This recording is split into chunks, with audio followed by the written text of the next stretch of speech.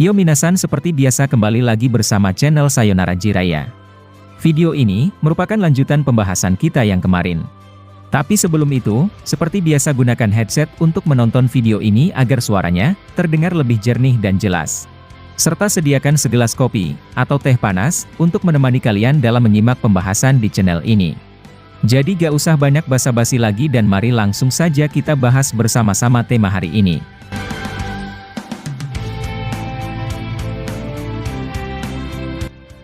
Pada adegan terakhir di video part 104 kemarin, pembahasan telah sampai pada momen keempat Shinjo, yang bersama-sama mencari target mereka. Akan tetapi, admin berpendapat bahwa nanti, mereka melakukannya secara perlahan, dan berusaha menyebar ke seluruh desa Konoha.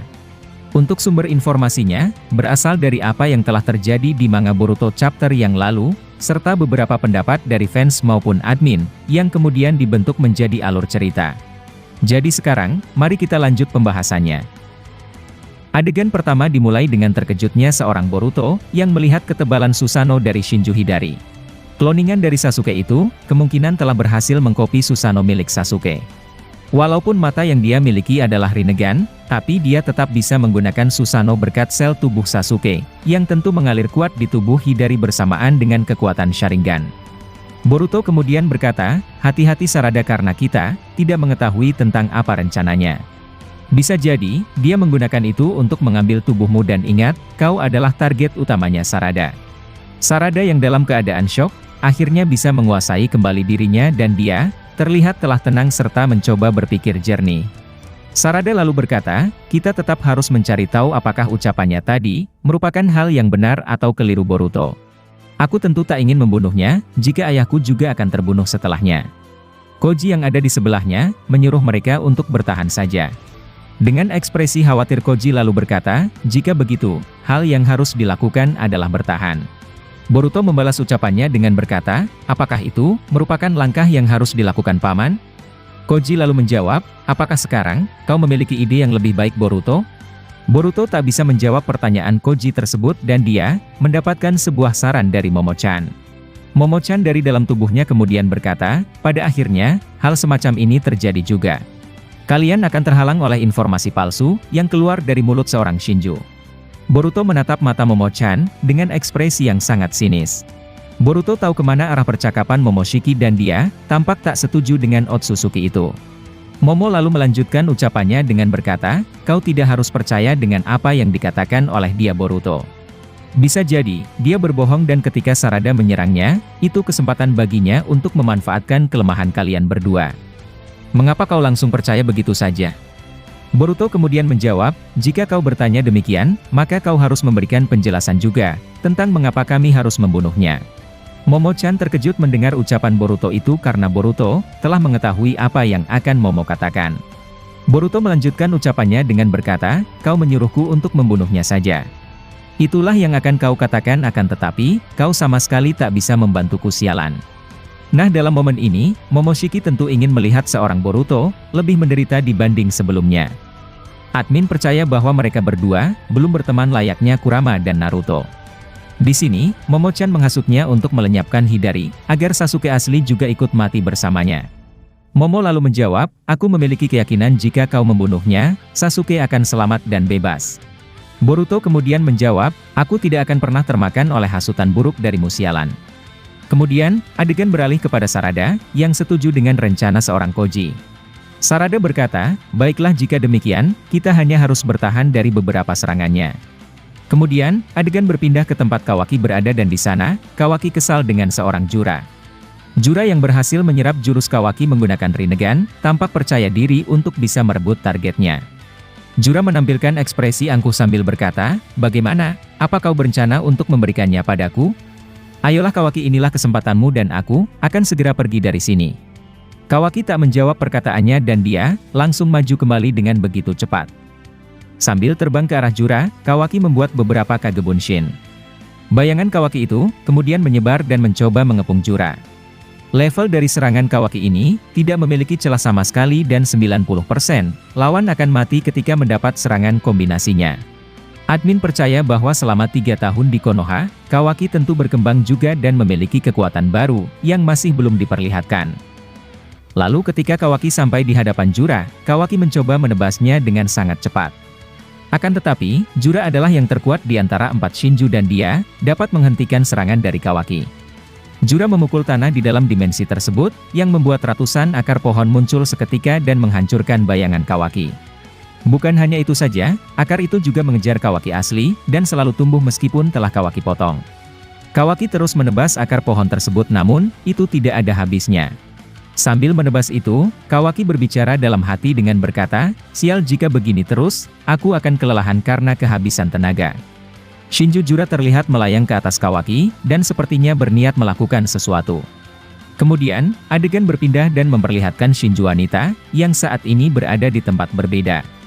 Dia masih menyembunyikan diri, dan belum terdeteksi oleh tim sensor Konoha. Dengan ekspresi kesal dia kemudian berkata, mereka terlalu lama dan bahkan, ini tidak berlangsung dengan begitu cepat. Nah meskipun Shinju Matsuri ingin mencari targetnya, tapi dia masih menunggu untuk beberapa saat lagi. Dan kalian mesti ingat bahwa targetnya adalah, yakni tim Shikadai beserta seorang Konohamaru. Lalu berikutnya, adegan memperlihatkan Shinju Botol atau Falcon, yang sedang mencari tahu kelemahan dari Daemon. Dia telah terkena kekuatan pantulan Daemon, dan itu membuat Botol tampak begitu kesal. Karena bertarung tanpa mengetahui kekuatan lawan, sama saja bahwa dia datang untuk bunuh diri. Bocil kematian lalu bertanya, apa langkah selanjutnya yang kau ambil, bukanlah kau telah melihat kekuatanku? Cobalah untuk serang lagi, dan aku hanya menunggu di sini. Shinju Falcon terlihat kesal sambil berteriak, dan berlari ke arah Daemon dengan sangat kencang. Dia juga mengeluarkan sebuah benda tajam, dan dilemparkannya kepada kakak beradik itu. Eida menghindar dengan cara melayang ke atas mereka sementara Daemon menghindar dengan cara biasa saja. Dia lalu maju ke arah Shinju Botol, dan seketika mereka saling menyerang. Akan tetapi, Daemon adalah orang terkuat kedua di Konoha setelah Kawaki, yang saat ini berpihak kepada Kawaki di desa.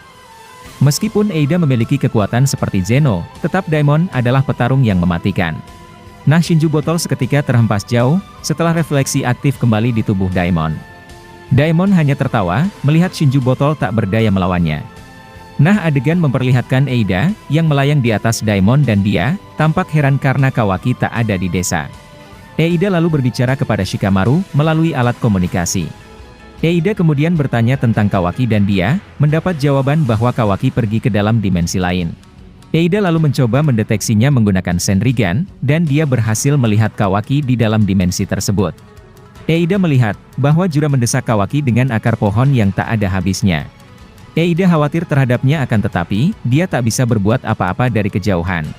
Sementara itu, adegan berpindah ke tempat Boruto dan di sana, mereka juga sibuk bertahan dari serangan seorang Hidari. Hidari menggunakan mata Rinnegan itu, dan dia mengeluarkan Bijudama ke arah mereka. Bijudama ini, wajar dimiliki oleh para Shinju karena momen tersebut, pernah terjadi pada Madara dan Obito, yang telah menjadi Jinchuriki Jubi. Jinchuriki saja dapat menggunakannya apalagi seorang Shinju, yang merupakan Jubi itu sendiri. Dia lalu bersiap melepaskan Bijudama tersebut, dengan resiko hancurnya beberapa bangunan di desa Konoha. Dengan ekspresi panik Sarada lalu berkata, Boruto, kita harus segera menghentikan serangan itu karena jika tidak, desa ini akan hancur setelah itu meledek. Nah Koji kemudian berlari ke arah Hidari, dan berencana memukulnya dengan sage mode miliknya.